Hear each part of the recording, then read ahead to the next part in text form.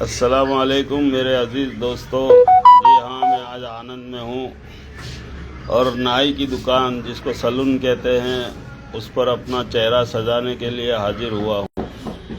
لیکن نائی کی دکان کو دیکھ کر میرے خوابوں میں نہیں بلکہ میرے خیالوں میں ایک چیز آئی جو آپ کے سامنے پیش کرنا چاہتا ہوں۔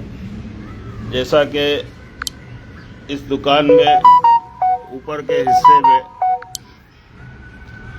مجھے کئی چہرے نظر آتے ہیں جو کہ انہوں نے لوگوں کو چہرے بتانے کے لیے کہ کس انداز کا چہرہ بنانا ہے اس غرض سے رکھے ہوں گے۔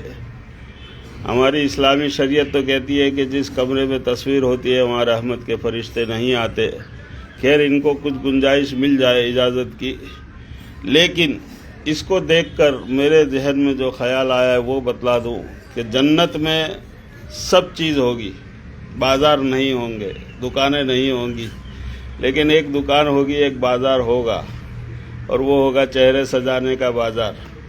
اللہ نے جنت میں وہ بازار سجایا ہوا ہے۔ جنتی اپنی بیوی کو، اپنی زوجہ کو جو اس کے ساتھ دنیا میں رہتی تھی اور فرما بردار بن کر رہی، وہ جنت میں بھی اس کے ساتھ ہوگی، وہ حوروں کی سردار ہوگی۔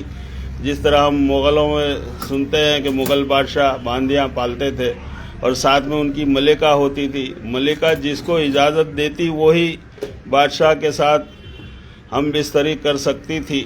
اس لیے وہاں بھی اللہ تبارک تعالیٰ نے جنت میں اپنی سگی بیوی کو تو سردار بنایا ہے اور حوروں کو وہاں اس کے تابع بنایا ہے۔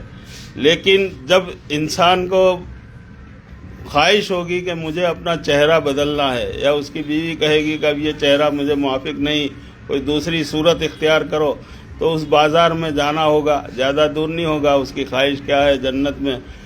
وہ اس چہرے سجانے کا بازار ہوگا۔ اس لیے مجھے خیال آیا کہ اللہ تبارک تعالیٰ نے دنیا میں کوئی دکان نہیں رکھی، صرف نائی کی دکان رکھی ہے۔ قبول کیجئے اس پیغام کو اور اپنے چہروں کو شریعت کے مطابق سجائیے۔ شکریہ۔